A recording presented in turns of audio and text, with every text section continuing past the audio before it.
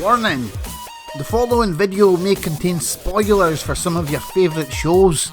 Just remember that before you continue.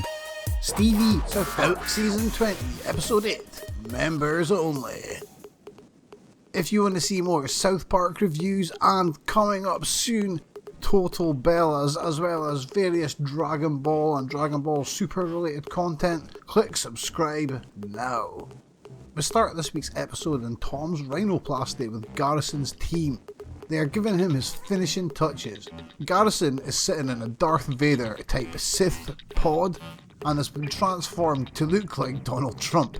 He has learned some new skills and has been issued a new stank face for his presidential duties.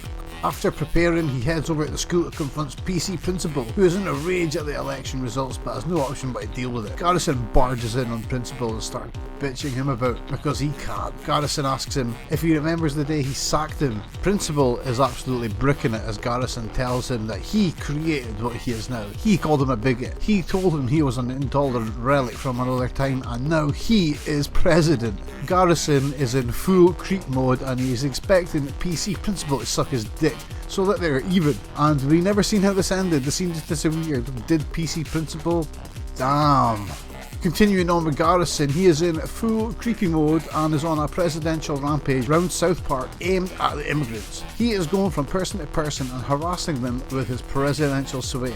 This rapey rampage continued until he is stopped by a phone call from the Secret Service summoning him to Washington. There is an emergency. At this point, Garrison is Trump 2.0. When he gets to the White House, he is led about his new home in a state of awe, being shown all the different rooms he can go into and have people killed or nukes set off or whatever. He is then taken into the diplomatic strategy and negotiation room, which is in a state of chaos. They have been waiting for the president-elect. It turns out armies around the world are ready to mobilise against the Danish and war is ready to be unleashed because of Troll Trace. Garrison is given all the information he needs to know about Troll Trace and is advised where the Navy should be placed, as the US and every other country knows that as soon as Troll Trace opens up the servers, everyone is going to know everyone's internet history and everyone is going to want to wipe everyone else out because of their internet histories. We briefly cut to Putin, who is being told what Troll Trace are intending to do, but he's stalked by a strange phone call from the Oval Office.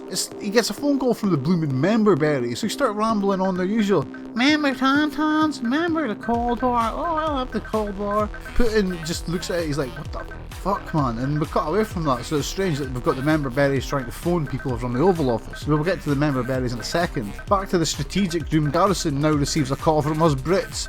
Boris freaking Johnston gets on South Park. At this point I'm literally jealous that this posh rich dimwit gets to be in South Park, but I never will. I digress. Borison is calling Garrison to warn them about the member berries and he tells them not to eat them as they get inside your head and they cloud your judgment. The British ate them and everything has gone to shit. Garrison takes this as a threat and basically tells Boris to shut up or he will fly him over to America and make him suck his dick, then he hangs up on him. Boris just tells his counterparts, but it's too late, that Americans have eaten the members, as they call them. Not member berries, but members. Now we go over to Cartman. Eric and Heidi have managed to get to SpaceX, but it turns out there is already a large line of people wanting to get out of the country and to go to Mars now that Garrison is president. Cartman has to take a number and get in line if he wants to go to Mars. The line's quite large and he is behind loads of people, including Cher. Yes, Cher. While they're waiting, Butters joins the SpaceX queue to Mars. Cartman first tells him he is not welcome as he is a bigot, but Butters says he's changed. He knows that the shit is about to hit the fan. He knows that, hey, women are funny, he was wrong and something bigger is coming and he needs to get the heck off this planet. As they sit on their long wait, Cartman is questioning Butters' beliefs as he does not believe he has changed his views on women. Butters goes on to say how women are funny and adds way more facts about funny women than Cartman does. This leads to Cartman thinking that Butters is trying to steal Heidi away from him, as Butters really knows a lot about women that were funny over history and it never even occurred to him that they were female. Whilst Cartman is living a lie with his whole women are funny thing. No one believes Cartman. We don't believe Cartman. I don't believe him. So after a long wait, their number is called. They go through a room and Elon Musk himself appears and takes them on a tour through SpaceX, showing them all the amazing things his company has invented, including the pocket pizza and the Hyperloop. Cartman cuts through the shit and asks him to see the Mars rocket continually. Finally they get to the end of the tour, but instead of leaving for Mars, they are told that that's just the end of the tour, that's it. People can't get to Mars yet, it's about 8 to 10 years away. Everyone is pissed off, and Butters, clutching at straws, tells Elon, look, can we help get to Mars faster? They've got Heidi, she's real funny. Elon just looks in a very interesting way and he's like, just how funny? What can Elon do with this funniness? Dum dum dum. It's Memberberry time! We are with a group of travelling Memberberries who have ended up in a Memberberry bar. They seem to be talking to the Dawn of the Memberberries, an old withered one in a suit who's drinking white wine with the same label that Skunk Hunt's wine uses.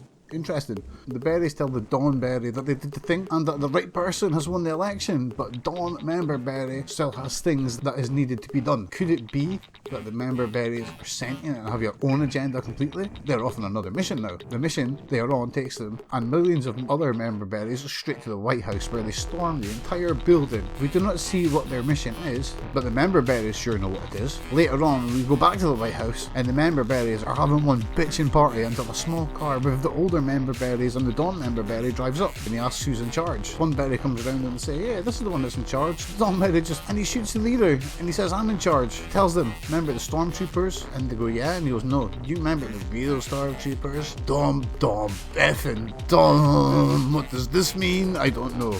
It's time to go over a troll chase where Skunk Hunt and the trolls are still captive and they are trying to leave. Bed Rager will not let them leave, although he says they can leave, but if they do leave, everyone's going to know what they've done. So he is holding them so when the servers go online, they can take the blame for it. Clutching at straws, he manages to contact Ike and gets Ike to log into his accounts that he has been trolling people on, and he gets Ike to do the trolling for him. The other trolls think this is bad because they're just a bunch of pussies, but Gerald reminds them that kids cannot get into trouble for much for trolling.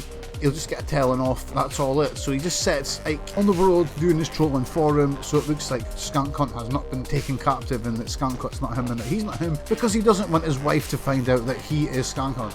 As Ike is doing Gerald's trolling, his mum catches him photoshopping dicks in a mouse and trolling the school's PTA, and she goes crazy. Gerald inconveniently phones and he says, look, pass the phone to Ike, and he gets Ike to act like he's getting into trouble from him and tricks Martha into not telling anyone that Ike's Skunk Hunt. He's like, look, I'll be home as soon as I can, just we'll deal with this, don't tell anyone that he's that and we'll get this sorted. So he's like Ike, pretend you're getting into trouble, hand the phone back, and he gets the phone and he's like, I don't believe him, I think he's full of shit, I'll be back soon, just keep him, as I said, just keep him there. Hangs up and that's it.